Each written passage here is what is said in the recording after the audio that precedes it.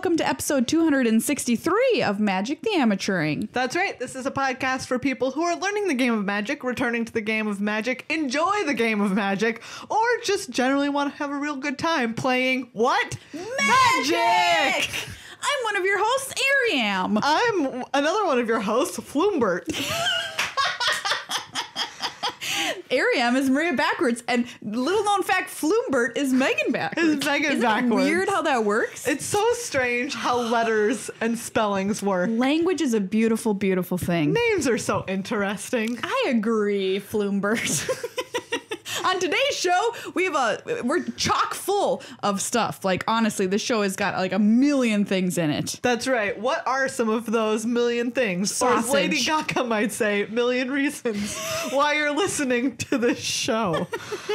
which is what her hit song is about. Her Grammy nominated song Million Reasons is about a million reasons to listen to podcasts. Wow, she really was pretty forward about that. Yeah. So one verse is about Magic the Amateuring. Can you guess which verse?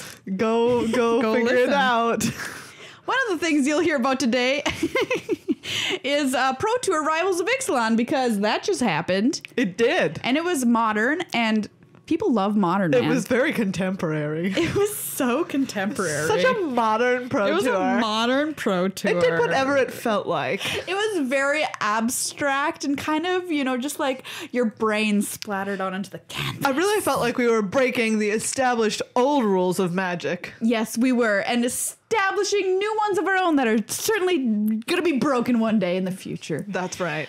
Postmodern Magic. What would that look like? Standard. It's called standard.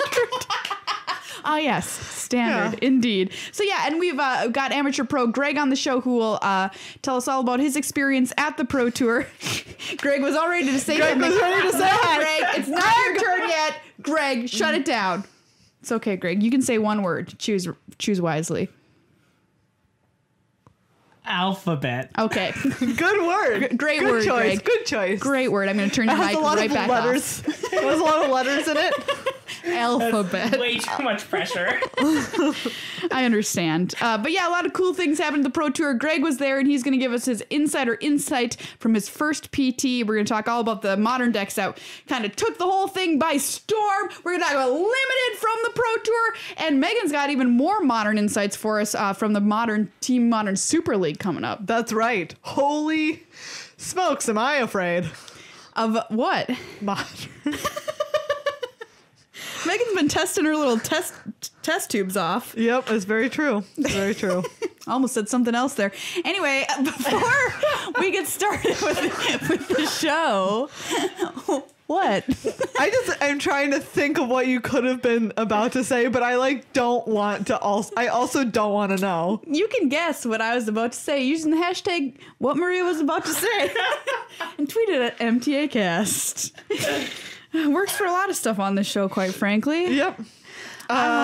Before we get started, we have two sets of people to thank. The first is you, the patrons of this show. Thank you so much for supporting, and very important, we are now moved to monthly subscriptions on Patreon, which means that if you have not yet, if you are a patron, you need to hop on over to patreon.com and change over to your monthly subscription, because for right now, for instance, if you were pledged at $1 per episode, then you're now pledged at $1 per month, which is obviously, it doesn't seem like much. You're like, oh, that's like $3 less, but when it's huge difference. Most people who pledge at $1, it turns into a very big difference. So that we don't have a panic attack, please consider hopping on over and changing your pledge, or if you are not yet a patron, becoming a patron. Yeah, so we did the switch, and I'm going to get real with y'all, okay, at the start of the month, because we wanted to do this to make it easier for you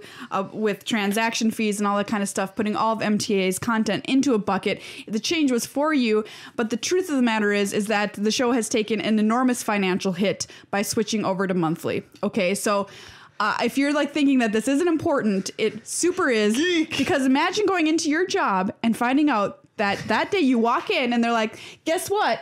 Your salary is cut in half. More than half, actually, because that's the reality Meg and I are facing right now. So please find it in your heart to go over to patreon.com/MTAcast and switch your pledge over to monthly. If you're paying $1 an episode, consider it's just like $1.25 an episode. So you're giving us a quarter raise an episode. But for every other level, it is exactly the same. And it only takes about a minute and a half to switch. So it's super important. And we are making this February Patreon Pledge Month. That's right. We're doing a pledge drive, y'all. It's like NPR.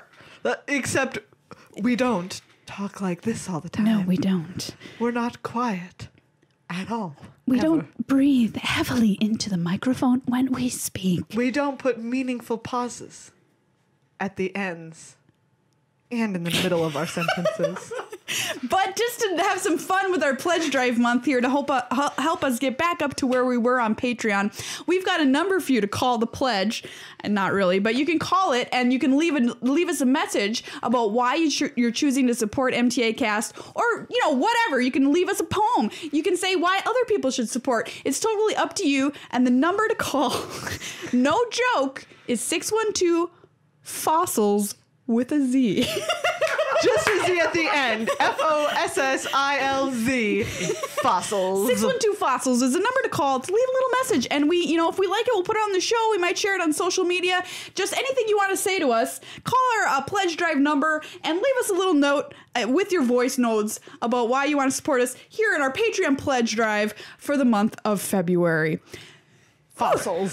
612 fossils. Thank you as well, of course, to our sponsor, Card Kingdom. CardKingdom.com/MTAcast, the place to go for all of your boosters, your singles, your binders, your sleeves, your sweet, sweet dice, your playmats. I'm really going... You had a great list. That was a big list of things that you use to play Magic. Hey, if you're listening to this on the day the show comes out on Tuesday, this very night, Chris Van Meter is doing a stream for Card Kingdom that's showing off the battle decks. They're having a battle deck showdown. I think it's like a big, like the finals or something like that. So you can tune in to watch Card Kingdom stream on Twitch and kind of like tweet at Card Kingdom to tell them what you think about their battle decks, if you have a favorite battle deck or something. But it'll be kind of cool because these battle decks are sweet. We give them away on the show all the time. If you want to see them go head to head before you make your purchase, even though they're like super great deal, like $5 or something. So go and check out that stream tonight or watch the clip of it on Card Kingdom's Twitch stream, by the way. So that's just a cool another perk from the old CK. Pro Tour Rivals of Ixalan Rapperino. That's Yay! Hey, Greg, you can say All right, Greg. more than one word. Thank you. Turn your mic back on. Oh, good. You're not muted anymore. Welcome to the show. Greg, everybody, it's Amateur Pro Greg. Hi, everyone. Yeah, I was actually talking a lot during that last bit. You just couldn't hear a word I said. I thought some of my contributions were quite spot on and hilarious. But Greg, you're the new ghost host. Yeah, I was just going to say, I was like, this sounds like Ghost Host. You're there talking the entire time. But if I say something and laugh and it's not funny, it's because it's a reference to something I said in the first half, but you just didn't hear it. So. Very smart. That Nice. makes a lot of sense. Greg, we're so Greg to have you back. We're very Greg. It's Greg to be back. I'm glad we're sticking with that. We absolutely are. Yes. Well, if you didn't get a chance to catch the Modern Pro Tour, go check it out. It was a pretty great Pro Tour, all things considered. Modern is an awesome format, and it was kind of just highlighted because there were so many different decks, 7 different decks in the top 8, just a million different ones that people brought to the Pro Tour. There's sweet limited action. In the end, what deck won the whole thing? Spoiler alert. Lantern Control. Nice. Luis Salvato from Argentina piloting Lantern Control, which, can we just take a moment and be like, Lantern? Who knew you would make it this far, baby? I know. Do you know what? We can all think back to when Lantern was just a tiny child of a deck. Yeah. Winning GP Oklahoma City. Yeah. Back in the day. Like, wow, who knew? Came so far. It just seemed like it was a one-hit wonder. Yeah. Like Madonna. Exactly. Or Cher. Britney Spears. One of the Christina great... Aguilera. Some of The great Beatles. one-hit wonders of our time. The Rolling Stones. Yeah. They sang that one song And nothing else. Nothing ever again. Exactly. Well, it defied all of those odds and grew up to become the biggest, baddest deck in the biz that people love to love or love to hate. One of the two. Or hate to hate. Some people hate to love it too. Oh, yeah. Yeah, definitely some people yeah. hate to love. That Yes. is true. All of the combinations of hating to love and loving to hate something that can be done are done. You know, the deck is, I love the deck for the reason of its creativity. Like, there's no other deck like Lantern Control in all of Modern. Yeah. That just messes with the opponent's library and its own library and locks you completely out of the game. But on the other hand, screw that deck. I hate it. I can't beat it.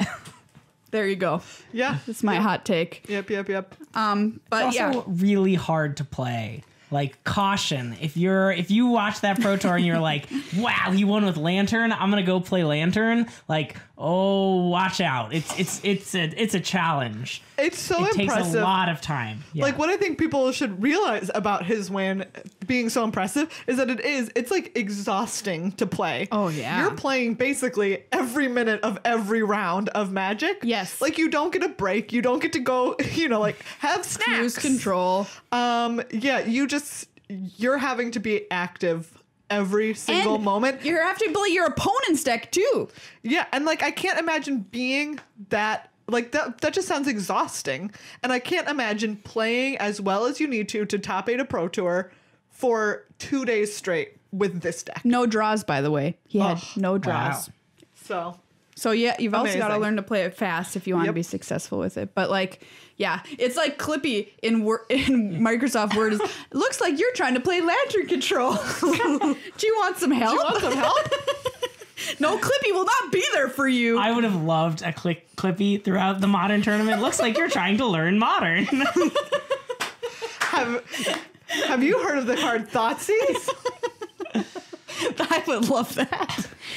Altogether, though, great Pro Tour, very aggressive decks was kind of the name of the game other than Lantern Control. Humans was the most played deck at the tournament, 5-color Humans. Affinity was the second most popular deck.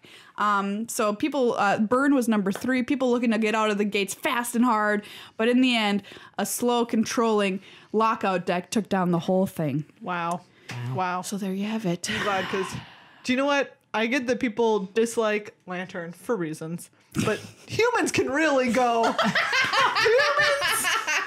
What's your beef with humans? Can really go straight to heck. What are you doing? You're playing a bunch of dumb old creatures. Whoa. That's the best type of Magic that exists. Ooh, this It's sounds like literally When they designed Magic, they were like, everyone's gonna play a bunch of creatures, and whoever plays the best creatures is gonna win. I don't It's think like, that's no. true. Or it's with Oh, some gosh. spells. Really, like, they were like, you're gonna play this card that lets you look at the top card of everyone's library, and then you're gonna have to decide each turn whether or not they get that card.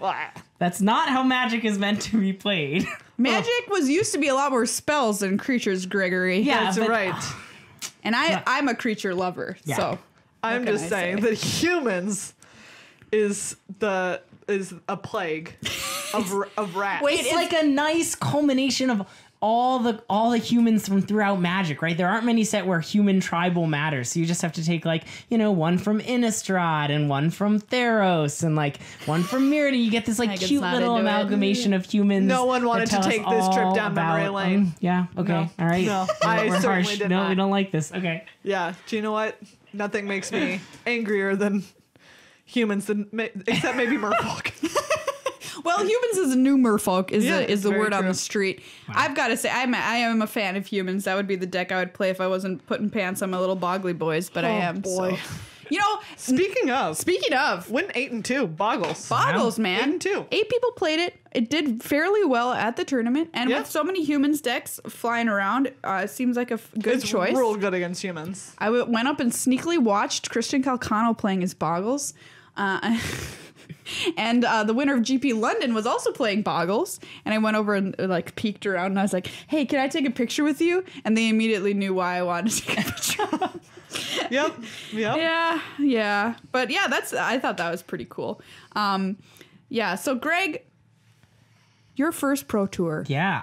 Lay out the story for us. What was it like? What was the experience? What was it like for you? Yeah. Well, let me talk a little bit about some of my Pro Tour prep, because you asked me a lot last time about Pro Tour prep, but the secret is it was 2 weeks away, and so I hadn't done most of my Pro Tour prep. I had done some, and I could tell you a little bit, but I have so much more to talk about now. That's right. For those of you who remember the hashtag Greg's deck list. Hashtag Greg's deck list. Turns out we could have just told you because he didn't end up playing I what changed my that's deck list true. like 5 times between the podcast and the actual Pro Tour. What'd you end up playing, I Greg? ended up playing Green-Black Tron. So classic. A very classic deck, yeah, the classic Tron deck. For those who don't know, you try to get the 3 Urza's land, Urza's Tower, Urza's Power Plant, and Urza's Mine into play. When you have all 3, they tap for 7 mana, and you play really unfair spells like Karn and Ugin the Spirit Dragon. Eugene. Eugene the Spirit Dragon. That costs a lot of mana. And Ulamog. And I actually didn't play any Ulamogs. I played Emrakul the Promised End instead. Wow. It was some neat tech. What Yes. art did you have on your Tron land? I had, I was cheap and got the old white bordered ones from Chronicles because they're way less expensive. But they all matched. And I don't know. What's on them? Is it the ones that look like towers, or the ones that looks like the little The bug? tower looks like a tower. The power plant is the one with the like red things coming down. Oh, yeah.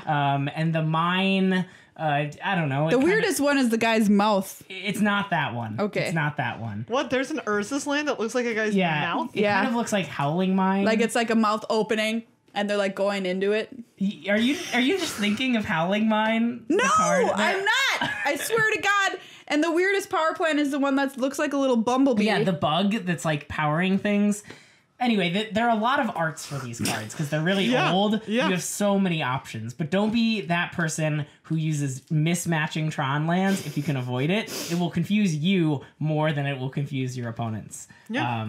Anyway, so here's how I settled on this deck. I talked last time about wanting to play like a creature-based deck because that's my way of playing Magic.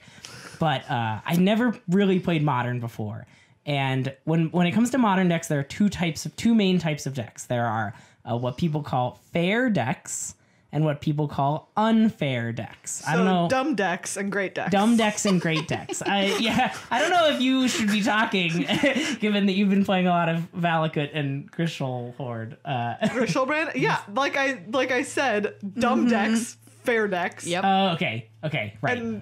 And great decks. So anyway, I was always confused by this when I was first getting into Magic. So to specify a little bit, fair decks kind of are like the typical example is like Jund or Abzan or like a mid-range deck. They just like play really good cards and try to curve out with good cards and have good removal and powerful spells, trying to like win Magic the old-fashioned way. So an example of this would be Reed Duke's deck from the top Reed 8, Duke's- which is Abzan. Yeah, that's the fairest Makes deck so you'll much find sense in the that field. Reed Duke is playing a fair Yeah. deck.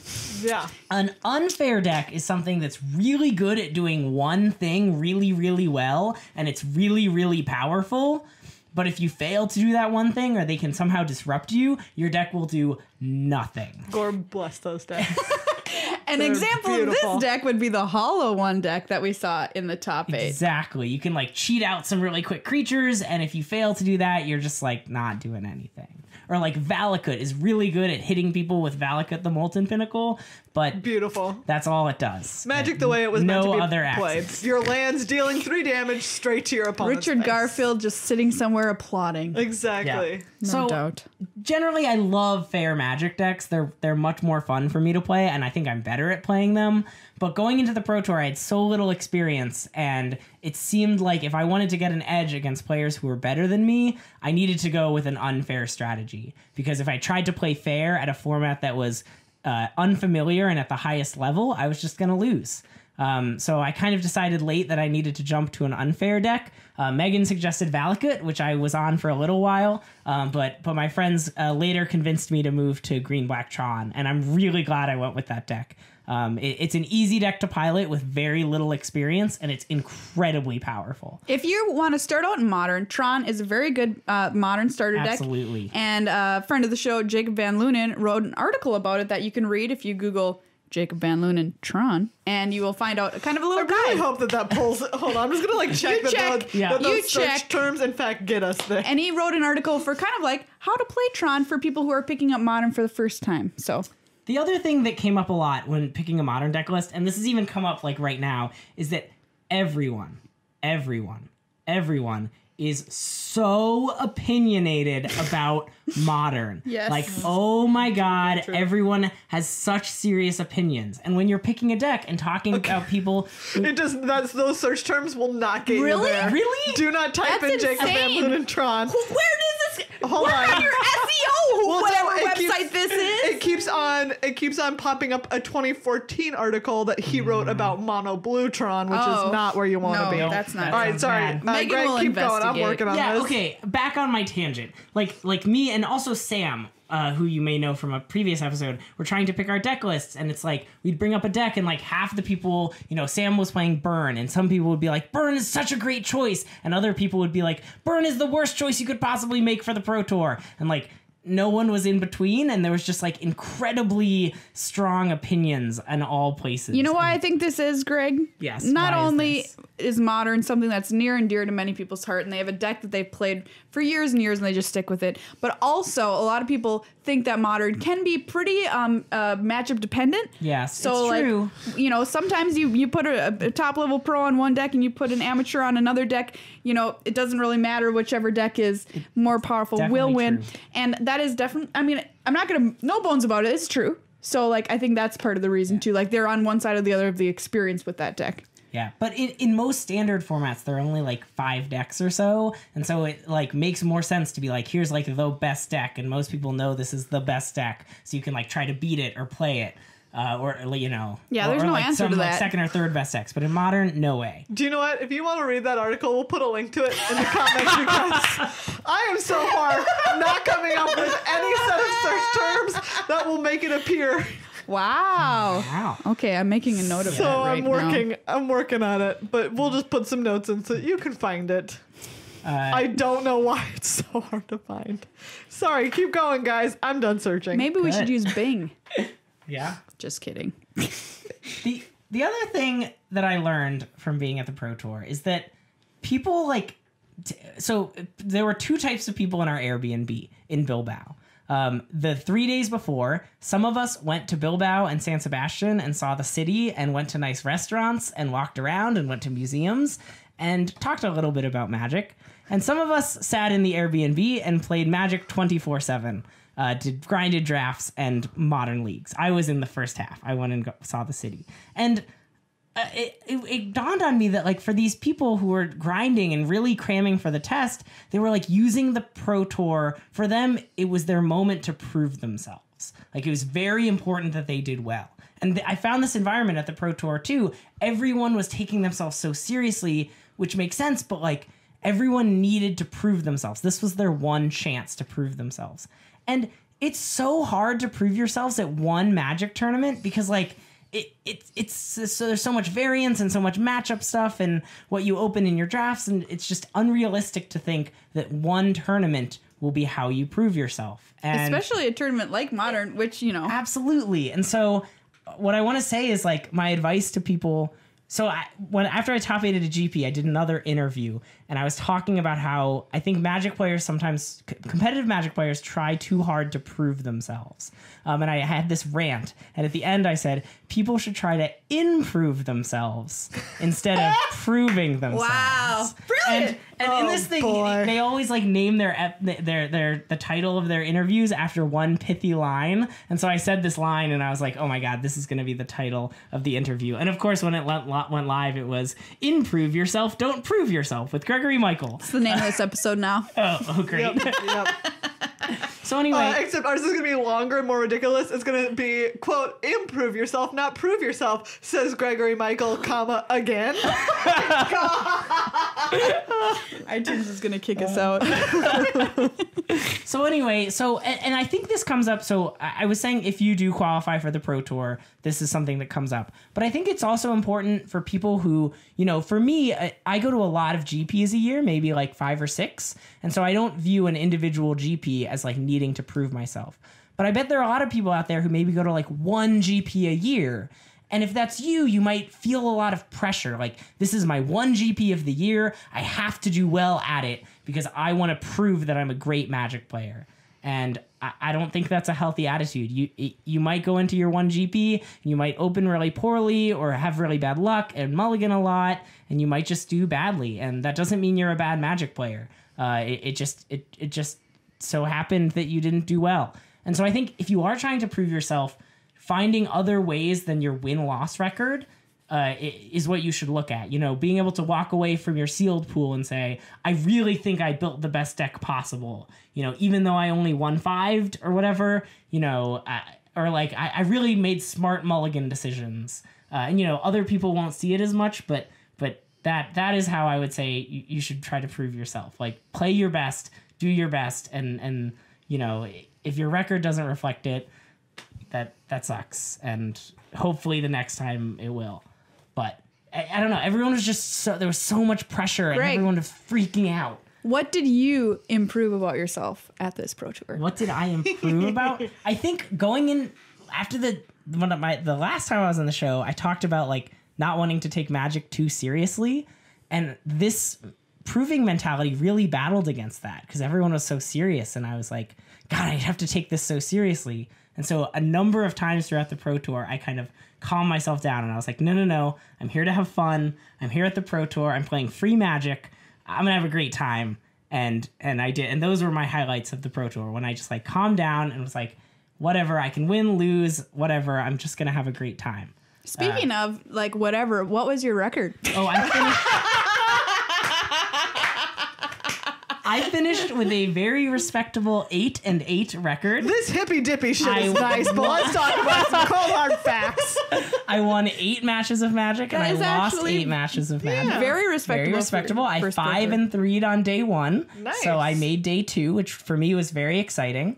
And then day 2 I 3-5'd, which was not as good. But hey, day 2, first day Pro 2, Tour. I was very happy with my record. I did. Had I won one more match, I would be a bronze level pro right now. But I'm still now 1 pro point away from that. So I gotta get it. I'll go to a GP or 2. Hopefully, be able to get. We believe in you. Oh, thank you so much. You can do it, Greg. Mm-hmm. Oh. But that's a great sentiment. Thank you for sharing it. You're welcome. What for you? Follow-up question. Yes. Was the most exciting thing about being at the Pro Tour? The most exciting thing about being at the Pro Tour, I don't know. I think like there were more people there than I was expecting. I kind of had this image of like not very many people, and I don't know. There were like 450 something people. Yeah. So it was a lot, but just kind of looking around and seeing this group of people that is so much smaller than a PT than a GP, being like, wow, I am a part of this. Also, just like. As I've been going to more GPs, I've made some people which I refer to as GP friends, who are just like people I've played a couple times and now I chat with, and they sometimes make the PT, and so it was nice seeing some of my GP friends at the next level and being able to bond and be like, hey, like I see you at GPs all the time, but now we're both here at the Pro Tour and we're experiencing this together. That was like a really special moment to be able to like see some friends and know that we both made it to the next level. That was nice. Nice. Aww. And also seeing Spain. Spain was great. Spain was awesome. Spain. Yeah, they have these things called pinchos, which are like appetizers, but like all restaurants have them, and they're just sitting out, and they're all delicious. And you can just like go to bars and like point to what you want. And you can get these like mini meals, and then you go from place to place, and you like make a full meal out of them. Nice. It's very good. All right, let's quickly touch on Limited for Rivals of Ixalan, because that was part of this Pro Tour as well. I'm going to just put it out there right now. I watched a lot of drafts on camera, and we didn't see a single good one. Wow, really? Boom! There were some rough drafts out there. There were some real stinkers out there. Truth bomb. We watched Paul Rietzel 03 draft. Jeez. you know, he's in the Hall of Fame and everything. We watched Owen Turnwell draft, and it was real. It was not gonna mince words. It was a horror show. Like, you know, like you're sitting there and you're trying to be like, oh, maybe they're next leveling me. Like, It what? was a horror show. Like what? Oh, maybe what does he know that I don't know? Is what you're sitting there thinking as you know he has no creatures. Yep. But in the end, turns out that that's just not going to work for you. I don't know. It was really interesting because a lot of the pros were like, we did so much testing, we figured it out, and blue is the best color. Blue is definitely the best color in Rivals. But you of also Ixalan. need to have a creature. The reason I was thinking about this on my drive over here, the reason blue is the best color is because its common pool is incredibly deep. There are a lot of really good blue commons. Name one. Kite Sailor Sail, of Just me. kidding. Kite Sail Courser, Yes. Water Knot, Yep. Deadeye Rig Hauler, Spire Winder, Secrets of the Golden City are like probably 5 of my top 10 commons, and they're all blue. And then like Sailor of Means is super good and an important archetype builder. And so I think the reason blue is so great is because there are so many good commons that even if someone close to you is also drafting blue, there are enough commons to go around, and you can both build a good deck. So Here's my tiny bit warning, though, is that one of the other narratives that kind of came out besides like Sailor Means went way, way, way up and everybody loves drafting Ascend now, blue-white Ascend, blue-black Ascend, was that there's probably only room for one Merfolk drafter at a table. Merfolk got way worse. this is I true. think that is accurate. I think it's a safe deck to be in, but if there are 2 at the table, it will maybe not go great. You'll have a serviceable deck, but not a great one. But if you're the only Merfolk drafter at the table, your deck's going to be really, really good. So it's a high risk, high reward kind of thing if you jump into Merfolk.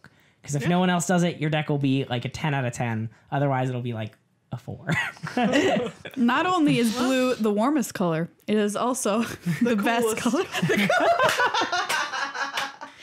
Greg, I know in your first draft, you opened a creature which can only be described as you're sitting down first Pro Tour draft. First Pro Tour draft you're like, ever. We're doing it! I'm like, all I want is to open Squire's Devotion because that's my favorite common you in were the set, aiming and I low. think it's really Okay. good. And I was looking through my commons, and I didn't see a Squire's Devotion. I was like, dang. And then I see Tetzimoc Primal Death right there, back of my first pack, and I'm like, holy shit, I'm doing it. Yeah. It's my first ever Pro Tour, and I just have the Tetzimoc. best rare in the set looking at me, and I did like panic a bit. I like took a deep breath. I like looked around. I was like, is this really happening? Did I really just open Tetzimoc at my first Pro Tour? And I was like, yeah, I did. might be And I just like great. slam it down, and okay, and then some sad stuff happened.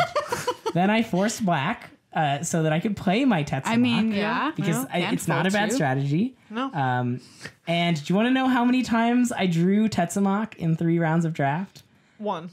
That you were too high, unfortunately. I was gonna say 0, but I was like drew 0 was too Tetzimoc low. 0 times. So not only did I train wreck my draft so that I could have the best possible payoff card, but I drew him 0 times in the entire. I got Tetzimoc. One of my opponents played Tetzimoc against me.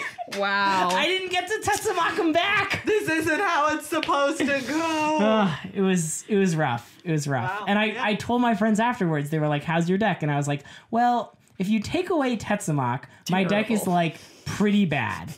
But it has Tetzimoc, so it can win some games. But I never drew Wow. it. So it's just a bad deck. Wow. Yeah, that's like the. I mean, we get it. That's a hard card to let go Yeah. of. Yeah, that's daggers, man. And then somebody's like, Tetzimoc, and you're like, what? All I wanted was after you played Tetzimoc, I had 8 lands in play. Mark it for death. All I wanted to do was draw Tetzimoc and go mark your Tetzimoc, mark your other creature, slam Tetzimoc, just like kill his Tetzimoc with my Tetzimoc. But no, it didn't happen. I'm sorry, Yeah. Greg. Tetzimoc But on Tetzimoc. talking about amazing cards, let's go back to Squire's Devotion because that card is the real deal and you It's should so be good. drafting Yeah. it. It's very, very good. Also, shout out to Big Snubs, aka Stubborn Sentry. What? Big Snubs. Big snub. That Big Snubs. People were high on Big Snubs, and I'm like, yeah, man, You gotta- Snubs is good. Yeah, my second draft had 3 Big Snubs and 4 Squire's Devotion, and that deck was nice. Can you imagine imagine a Big Snubs as a squire? Yeah, I did put Squire's Devotion on Big Snubs. So like you're a knight, you're riding through the countryside doing knight stuff, and you're like, I need a squire to help me get dressed in my knight gear and clean my horse's poop.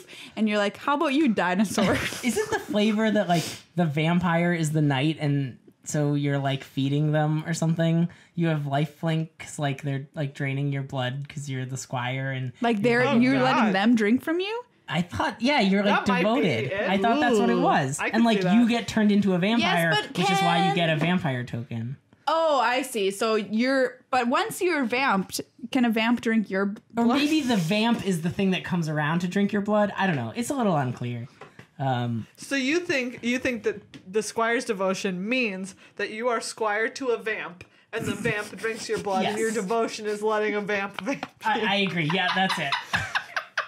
Okay, do you know? But I if get what once you mean. you're vamped, can a vamp drink your blood? But You they're not can turning you put into two a Squire's vampire. Oh, Devotions they're only on the same creature. They're just If vamping. that just vamp. Yeah, they're not. Okay, They're not you're right. vamping They're not you. vamping you. They're just drinking your blood. Vamp is a verb is one of my favorite things to come out of this podcast. Yeah, my bad. They're not vamping you. They're just using you as a human blood bag. Exactly. Okay. You can tweet at us your interpretation of Squire's Devotion with the hashtag human blood bag. If this is the kind of thing you enjoy, please call 612-FOSSILS and let us know. 612 fossils. Oh, also, wait. What? Don't stop the draft talk. I have to give your viewers a warning. Okay.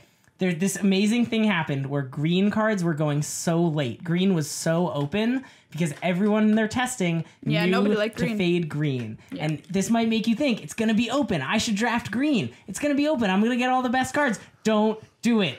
Don't draft Wow. green. It's Wow. bad. Wow. It's just not as good as the other colors, and I hate saying it. You It just makes- said if you're the only Merfolk drafter, it's Merfolk's good. different because Merfolk's like mostly a blue deck with like a little bit of green, so Okay. you can play some green to complement your blue. But if you're not in Merfolk, you should fade green. Let other people in your draft make the mistake. I saw no good green draft decks at the Pro Tour, and I mean maybe some did well, but I would advise you not to draft green.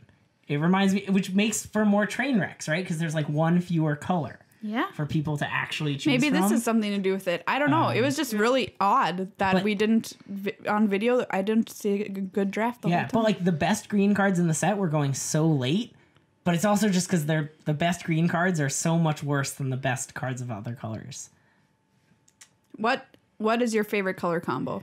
Blue white, Yeah. blue white, blue white's really good. Squire's Devotion, Snubborn Sentry, Secrets of the Golden City. Shout out to one of my testing partners, Jackson Hicks, who really sold me on blue white. He was right. So really, all my opinions are his opinions, but they were good. A lot of people have opinions. You got to listen to very them true. and like take them with a grain of salt, test them out, see which ones work. But he told me blue white was great. I tried it out myself, and I strongly agreed Why is that a Blue saying? light is good. Take it with a grain of salt.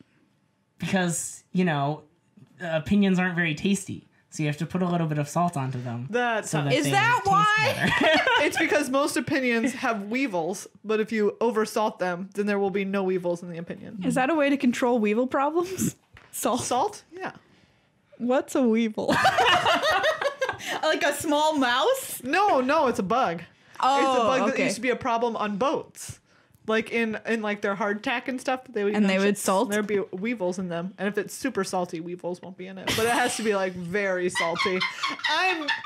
I obviously made up that was the interpretation. All of this weevil fact afterwards has been true. Oh, I okay. couldn't tell where the truth started and where the if you the know falseness about fell. weevils, you can you can tweet at us with hashtag weevil facts. And let us know your facts about weevils. Or call 612 fossils. Tell us your facts about weevils. We're not kidding about that phone number, by the way. No, It's it real. sounds like a joke, but call it and Call leave it. us a message. Especially if you're pledging, please. Before we go any farther, we're going to stop you and give you the what's what Stop. on In the name off Ultra Pro? I was trying to think of what. There's a lot that names with what's. What? Greg? What's happening? Greg! So there's a lot that rhymes with what, but I couldn't think of something that rhymed to fit in it. Like, we're here to give you the what's what on the upsput. The upsput. UltraPro.com for all your upsput needs. Whatever that means to you. Or So if however you it's need spelled. sleeves, if you need play mats, you can get them from most of the biggest vendors, including you can get them from Card Kingdom. Oh, yeah. They have so much beautiful art on their sleeves. They also have amazing like performance sleeves in their new Eclipse line. It's awesome. Deck boxes, dice, like heavy dice. Oh yeah, like sweet metal dice. Yeah, You know, I was great. at the Pro Tour and Ultra Pro was there, and they supply the sleeves that are put into the bags that Greg was getting swag from. So you know it's good. And also they were kind of debuting some of their newer products. They're always innovating and trying to make the best stuff for you to play Magic with. Yeah. Like they're constantly making new stuff. And I got to test out some of the new stuff, which I think we have a shipment of coming. And I'm Ooh. super excited because they're You really could get some of this cool. new stuff. So it's always worth checking back on their website to see what new cool accessories and stuff they have for the game. And I'm one of those people that just absolutely loves any paraphernalia associated with Magic. I'm like, oh, I want it. I want to, kind of like deck out my deck box or whatever. So I'm always looking to them for what kind of new cool stuff they're innovating with, and they're continuing to do it. So yeah, Ultra Pro are sponsor of the show, and we couldn't be happier to have them on board. They make it possible to do what we do here at the show along with you and along with Card Kingdom. So thank you so much to them and support them. They've just got, some of the best stuff in the biz. Yeah, no hyperbole. They're one of the best. No bully for short. Oh my God, Greg! You had to get. Greg has a saying: "No bully." No and bully. I see. I You promised just. a friend I'd sneak it in. So it seemed like Ultra Pro is one of the best at getting Magic supplies. No hyperbole. Seemed like Yeah. seemed like There a you nice go. no bully. Okay, you got it in Not- there, no Greg. bully. You can No hashtag bully. no bully at MTA. Nobody Cast. knows. Spell it. NOBOLE. Apostrophe BOLE. You can't put apostrophe in a Okay, hashtag. just NOBOLE then. No bully. Ultra Pro is the best. It just seems like you don't know how to spell noble if you if you hashtag it like that. Oh my God. Hey everybody, Megan is texting right now about what we're going to talk about. Yeah. Actually, on Facebook Messenger. Oh, okay. Facebook yeah, messaging. Have we started? Yes. I don't get it. We're about to. I mean, basically, I want to show yes. how real this is. Wow. Yes. Because as we were recording, Megan is still working on this. I'm having a minor panic attack while we talk about Team Modern Super League. Team Modern Super League. Modern is stressful. The first match of which is tomorrow. Woo! And I know that you just came back from playing a bunch of pros, but Yep. tomorrow, my team, which is me and people I adore, which is Emma Handy and Sam Eilenfeld, are going to play some of the proiest pros out there. I love it. Team International Alliance, which is Raph Levy, Lee Shitian, and Patrick Dickman.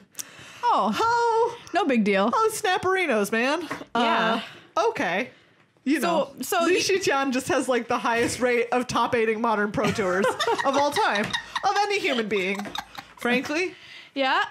I'm pretty sure you've top 8'd 100% of your Modern Pro Tours. That's right, because I've been to 0, and I've also top 8 that is 0. true. I don't think that counts as 100%. You're the mathematician, but I'm pretty sure that's 0%. Definitely 100%. That sounds like fake math. So you're going to play with Emma and Sam Yes. versus these pros Yes. on Twitch. Tomorrow, so make Wow. sure you're checking it out. So Which is tomorrow's today. Yes, today. Oh, Today. snap. It's Today, today. we're doing it today. It will be up, and if you don't catch it today, you can catch it when they put the recap on YouTube. Yeah. So the way it works is that our team had to put together 6 modern decks, and they can overlap by up to 2 cards. Since you're doing 6 and not 3, like Team Unified. So it's not Team Unified. 6 decks. And then the other team will get to look at them, and they get to ban one. And then you do a King of the Hill matchup, which is where we pick our first player and first deck, and they pick their first and first. And they match up. And whoever wins gets to keep playing that deck. And whichever team loses picks a new player and a new deck to match up against it. So when do you get to the winner? Whoever wins 4 first. Got it. Yeah, whoever wins 4 matches first. It is nerve-wracking as all get out, you guys. So who's your first player? Can you say? We don't know yet because Okay. we haven't decided which deck of theirs we're going to ban yet. We Oh, just yeah. we submitted today, so we're playing. Okay, go. We're playing. Gosh, now I'm gonna forget. We're playing Storm, Infect, Grishelbrand, Wow. Scapeshift. I'm trying to think. Oh, Boggles. Yeah. And Burn. Yeah. No Tron? No Tron. We're not Wow. playing Tron. Okay. I don't think none of us are Tron players. I think is the thing. It's so easy. And so when you were talking about being like you picking an unfair deck to get an advantage on better players than you, I think you look at our choices and you look at the other team's choices and you can determine that that is exactly what happened. The strat works. Because Yeah. I just named basically 6 unfair decks. Yeah. Boggles is like you. I think honestly, Boggles is like is not a Boggles fair is deck. super unfair. Very unfair. Like nothing that I named is a fair deck where you're just playing some creatures. No. And trying to beat them at good old fashioned Magic. You're just trying to do something stupid and hope that they can't deal with it. Oh boy, I love it. So, and then they have picked their 6 are Humans, Blue-White Control, Dredge, Hollow One, Affinity, and Tron. Wow. Is So there they have- no overlap? Yeah, there's Wow. 12 So decks cool. That's between the 2 awesome. teams, which is just bonkers, and I think is like Bonkers. a really cool love that. kickoff. Yeah. Is that you're gonna get to see 2 teams pilot 2 completely different sets of decks. So you don't know which deck you're banning yet from them. We have not picked yet, and my guess is that like we feel very solid about like Affinity, and Dredge, and probably honestly Humans and Hollow One. Like I would imagine that we end up banning Blue-White Control or Tron. Is probably going to be it. Yeah, so That's I feel wicked, like right man. when we talked about being fair versus being unfair. Yeah. I'm not saying all their decks are fair, but they have many more fair decks than we do. Definitely. Accurate. So yeah, hopefully we're just gonna come out of nowhere and get to smush them, or we will be, or at least I will be dreadfully outplayed by a pro player and be terribly embarrassed. But you know, either way, it's gonna be a blast. Oh, absolutely. My hope is that I get to play Boggles or Scapeshift. Is that like we end up lining Yeah. up like that? I've been learning Goryo's or Grishelbrand, and oh my goodness, you guys, that deck is oh god, It's complicated it is and complicated as all get out. it's explosive. It can come out of nowhere. It's amazing. Like the first time that I played it, I killed my opponent on my turn 3. Yeah. Wow. It can win on turn 2. Yeah. Wow. It was just like, and then there was a time when, yeah, like I was playing against Blue-White Control earlier today, and I like won game 1, and it was a really long game 1. It was just really dumb. Like I would try and resolve my good spells, and they would counter them, or I would like splice them, which is actually great against control, right? Because Yeah. splice, you're just like they don't want to counter a Nourishing Shoal, but it also has the text of Through the Breach on it, so they have to. But you still have Through the Breach in your hand, which is nice. So I end up like winning this like drawn out game 1. Game 2, I don't get there. Like they end up like getting a Rest in Peace in, which shuts off half my win cons and all this stuff. Anyways, game 3, I'm on the play. On their turn 2, like, and I didn't Faithless Looting or anything, to be fair to them, right? Like I've just gone land. Okay. And maybe I like Night's Whispered or something like that on turn 2. On their turn 2, they play a Search for Azcanta. Like they tap out. And then I untap, Now's your moment. play a land, Simian Spirit Guide, Desperate Ritual, like Through the Breach of Grishelbrand, and then proceed to kill them because they made the mistake of thinking that they could tap out on turn 2. No, man, and you gotta would not be scared of that deck. Immediately dead. That deck can kill you. Like it can kill you on turn 2. It was Yay, amazing. modern. It was great. No, I think you're correct. I think you're correct with your list that you just said and their list. Blue, White, or Tron are your 2 biggest enemies. Exactly, because it's like Affinity, we have so much that crushes it. Like Yeah. Boggles crushes it, like Scapeshift crushes it.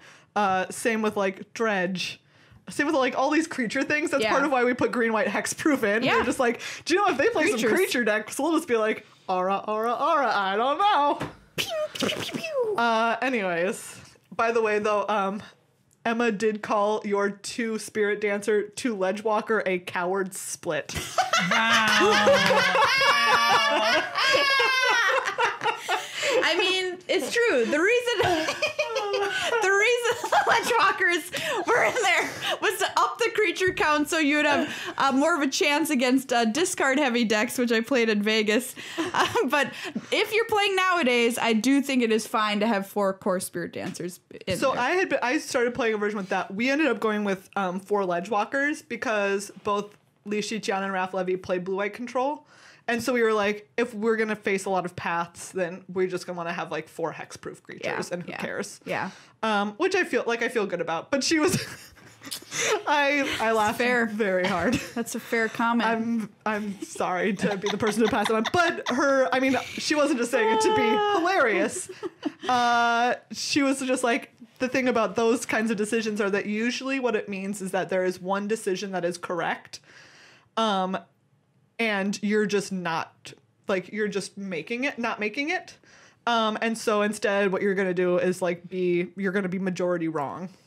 Yeah, Like I think the thing right. that's so scary about core spirit dancers is that they do die and the rest of your deck doesn't. And so you get really nervous. You're like, oh my God, what am I doing if I put stuff on here? Is it going to die to a fatal push? And am I just going to regret my life? Okay, listen to me, because oh my God, I did not think that one day you and I would be sitting here banding about Boggle strategy. What did I get myself into? You're stuck in the middle of this. My section's done. I can just So when I was... Bye, Greg! Bye. This has been nice.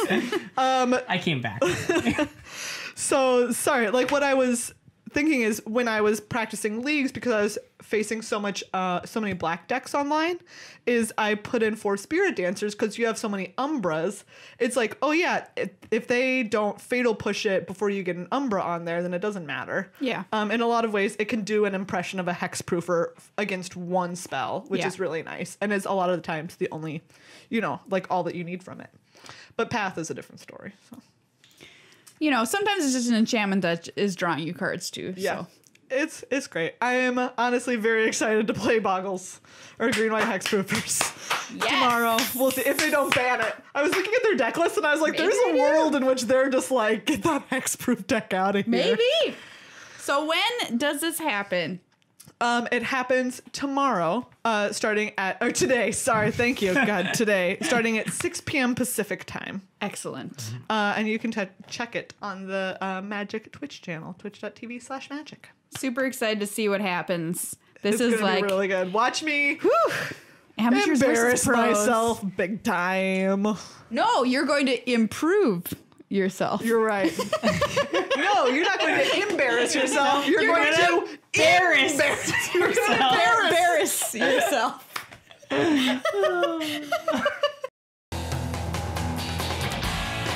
So what's happening is Meghan earlier today wrote some flavor text, and she's going to try and stump Greg and I as to which of these are real pieces of flavor text from which, is it from this set? Yeah, from Rivals of Ixalan. And which are Meghan inventions. That's right. So I'm going to crack this. Okay, so Megan's cracking a pack here to use to trick us. And of course, we're going to save these rares for the February giveaway. For if you're a patron, you get a chance. Everybody has an entry to win these rares / other sweet swag we throw into your prize box from MTA. So yet another reason to become a patron and help us. Please, dear God, help us. Patreon.com/MTAcast. 612 fossils is the number to call. The giveaways could be the reason that when you call 612 fossils, you talk about the giveaway. You sure could. You could talk about whatever you want. You could read us a section, from your college thesis. I don't care. Challenge accepted. Oh God! All right, Greg, not you. All right, I've got our first one. You guys ready? Yeah. Okay, you can play along at home. Here we go. I'm going to give you 3, and you're going to guess which one is mine. Okay. The abundance of foes in Orazka means the Raptors no longer need any orders. Oh, Raptors on the loose. All right. Okay. All of nature speaks. Sometimes it's a simple matter of who or what speaks loudest. I like that. And gold without freedom might as well be lead. Oh. Ooh. Wow, that's a good piece of flavor text as well. It's very nice. Greg, which is your guess as to what are we guessing? So there's one There's one that's mine. one fake. So you're guessing There's the one fake. You're guessing I the fake. would like to guess number 3 as the fake one. Dang it, that's what I want to guess too, Greg. Oh man. It's like just pithy enough that I feel like if I read it, it would have like resonated with me and I would like remember reading Yeah, I'm it like, on a card. I don't know what card that would be on. Yeah, I don't know. I'm gonna lock Okay, it in. Greg and I are both locking in 3. I'm sorry. Oh It was 2. It was 2. no! Which one was 2? All of nature speaks. Sometimes it's a simple matter of who or what speaks loudest. Wow. Oh, What good is what is flavor the 3? text. What is the The card? third one is Gleaming Barrier. Oh, I love sure, that sure, card. sure. Yeah. And I should have mentioned, I mean, I had originally written an attribution for mine because it felt like a quote. And this one was also, that one was attributed to Angrath, but I'm leaving off attributions. Ooh, what was number 1 from? Was from Raptor Companion. Raptor Companion. Raptor Companion. Okay. All right, you guys chat for a second while I find some more. Okay, so Megan is choosing some more for us, Greg. So we're each have a score of 0. I'm going to keep track of this here. We're both at 0. You at home, play along with us, by the way. If you beat Greg or I, you can tweet at us with the hashtag I beat Maria and Greg. Or call 612-FOSSILS and let us know how you did. I just love that that's what the number spells out. It makes me so happy. Intentionally, like, do you like really want 612 fossils? No, Or, like, the way that- fossils is such a fun word. The way that it works is they give you, a series of options to choose from, and I put them all into this website that lets you see what your phone number spells. Oh. And none of them spelled anything except 612-FOSSILS. So fossils with a Z came out in the website. No, it said 612-FOSSIL9. And then I was like, there's got to be something else it can be. So it could be fossily. It could be 612-FOSSILY if you want. But yeah, 9 is Z. So 612-FOSSILs. You could also call 612-DO-SPIKY. That is the same. Spiky. But spiky with no E. Just SPIKY. Spiky. 612 spiky. God, You can just like, spike up your hair and do one episode where you all like, punk rock your hair and Okay. All right. I'm Okay. ready for the next one. This is tough, but ooh, challenge accepted. I mean, no, it's challenging for me to like try and find ones that will adequately hide mine. Ooh, okay. Okay. Here we go. The true pirate knows not whether they prefer the glitter of gold or the gleam of steel, though they ought to have an abundance of both. Nice. Then we have stolen knowledge can never be stolen back. Okay. And finally, the Sun Empire's cities are built from the bones of the earth.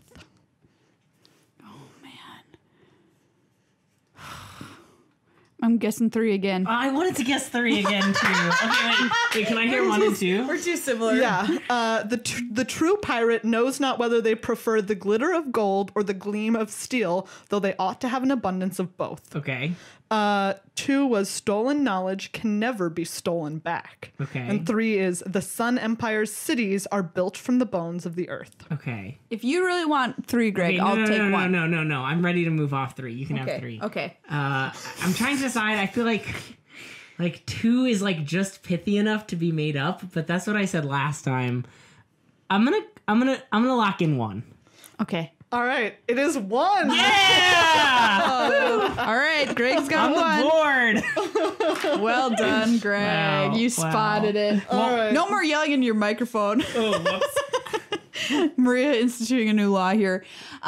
Yeah, that was some good flavor text. I recognize number 2. Oh, Fair which one play. was 2? Oh, yeah. Secrets of the Golden City, I Yeah. believe. Wow. Yeah. That is true. Another noticed card I that one. love. True. Great card. Goes well with Gleaming Barrier, the other card I love. So, Greg, are you going to draft Gleaming Barrier? Yeah. You can play it in the blue-white deck. Okay. Okay. It's a very Let me- respectable 2-drop. Let me ask you this question. When you walked into the venue of the Pro Tour, Yeah. what did it feel like? Like you're entering a large gray prison? Yeah.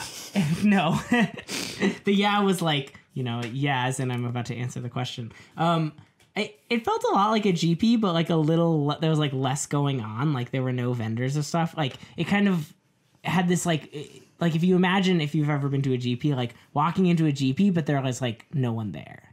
Is kind of what it is. Just this like big empty room with magic stuff happening, and I was one of the first people there on the registration day. It was just kind of a big empty room that was like all set up to play magic. All right, I've got it. Ready?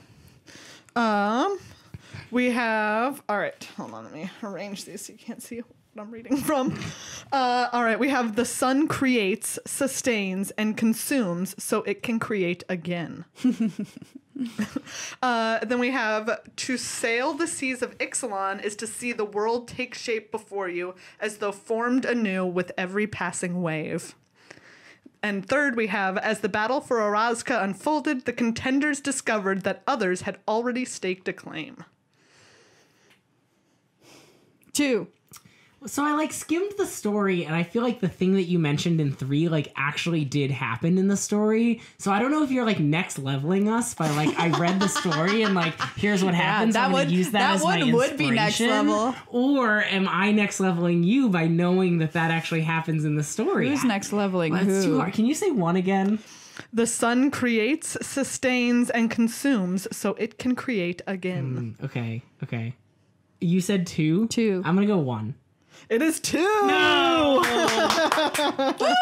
All tied up. 1 to 1. 1 All right, to 1. I'm gonna crack another pack. Yeah, we Okay. need another pack here. Some of these didn't what have were text. those cards? We had Crafty Cut Purse, by the way, is our rare. Possession nice. is 11/10 of the pirate code, which is one of my favorite That's pieces. cute. Oh yeah, sorry, that was Relentless Raptor was the one about the battle for Orazca. And then Cleansing Ray was 1, the sun creates. Oh, that one I had. Yeah, I had no idea Yeah, what yeah. that one was from. All right. Makes sense. Cracking Cleansing another one. Ray.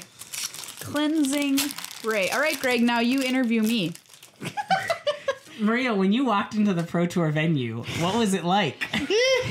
A large gray prison. It was a huge, absolutely enormous venue. Yeah. With like 2 majestic escalators going down into it, but it was draped in gray everywhere. The ceilings were very, very tall. You could hold a circus in there. Like Also, literally you could fit a tastier circus. food than most tournaments because it was in Europe.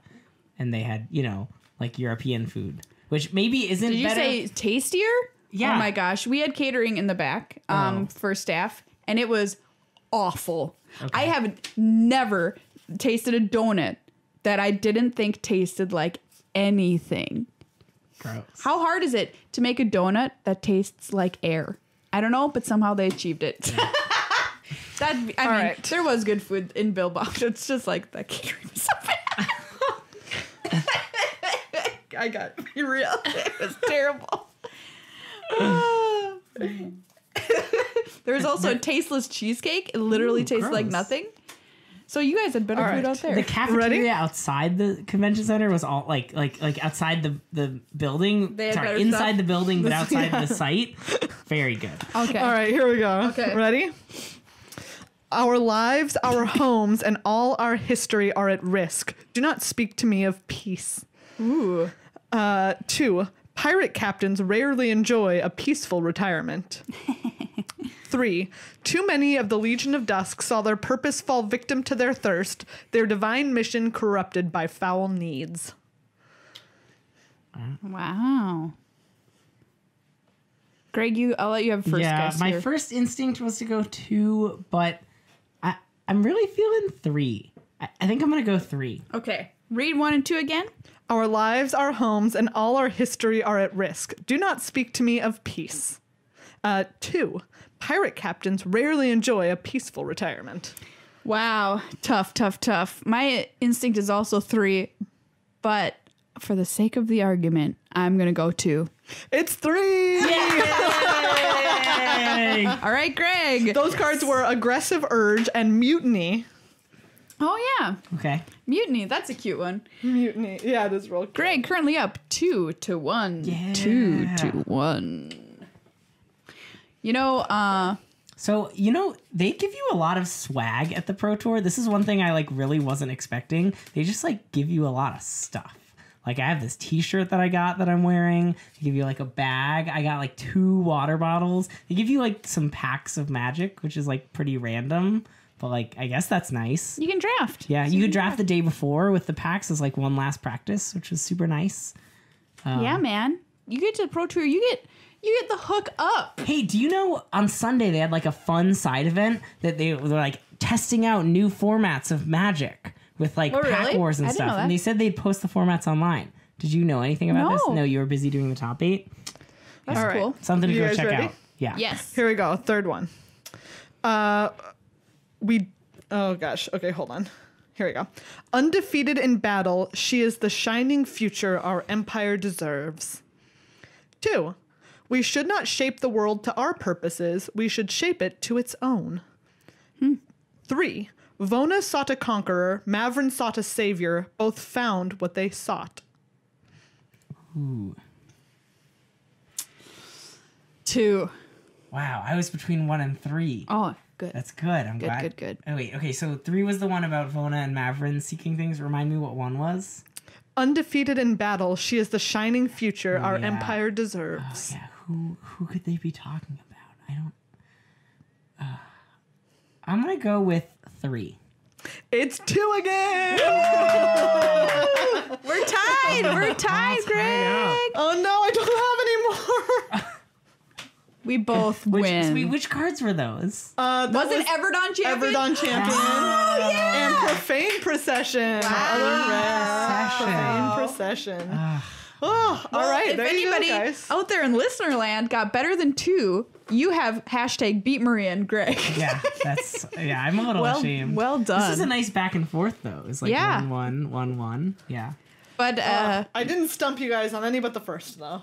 yeah, that's true. It's true. Although you did split, you usually split the difference and picked 2, so I guess I was an underdog.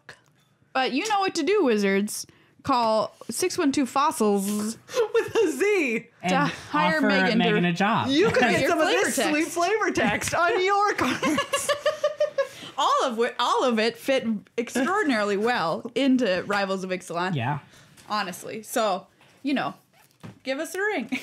Why did we think of this flavor text theater? Shrug.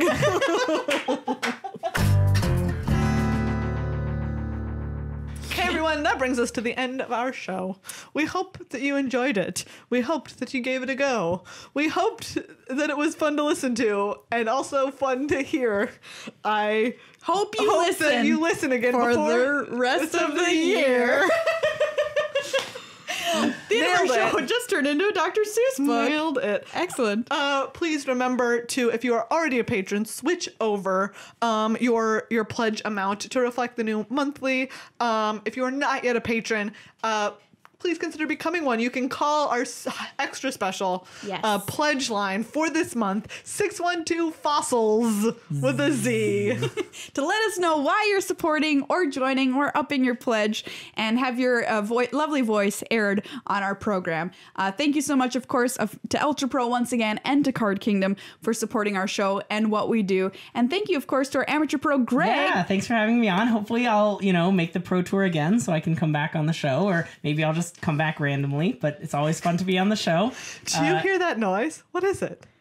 It's Greg. It's coming from inside the building. Inside the podcast. It's Greg. I'm even on the screen for the people watching at home. So, Greg, how do people get in touch with you if they want to hit you up? Yeah, so I'm on Twitter at Magic Michael. There is no A and the P is silent. So that's spelled magic_MICHELP. For those who are wondering how that is spelled. But you have the worst Twitter handle. I'm sorry. Magic Michael was already taken, so we just threw a P at the end. I thought about trying to buy it. It's a long story. Okay. There's a good reason for it, but Sure. Yeah. It's I'll take because your at word for work it. my name got misspelled on my name tag by the secretary in my office, and it was Michael P. And so that was on my office door for 5 months. So your first name was Michael? Yeah, and my last name was Michael. Oh, yeah. Michael. Okay. Yeah. So Maria, this is our friend Greg. I am so tired. jet lag's rough, everyone. We're struggling here.